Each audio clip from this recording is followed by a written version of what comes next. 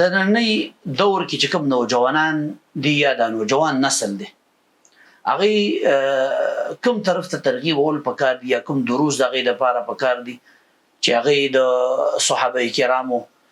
فضیلت یا د صحابه کرامو شان یا د صحابه کرامو قدر هغه مونده کړي او د هغې نه به په مختلفو مجالسو مختلفو ځایونو کې دفاع کړي.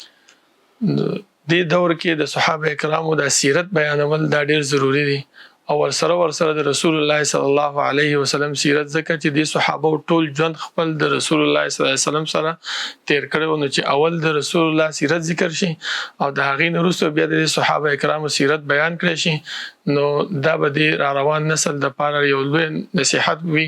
ځکه دوی ته به ښکاره شي چې د صحابو څنګه ژوند تیر کړی کومې سختیانې کوم تکلیفونه دوی برداشت کړي چې دا دین یې موږ ته رارسولی او که چېرته موږ دا دروس او دا نصیحت او دا سیرت زده نه کړو نو بیا به خامخا زموږ ذهن ته به قسم قسم سوالات او شبهات راځي او موږ به په هغې کې بیا اخته یو او د دې صحابو پسې یو بد رد وایو.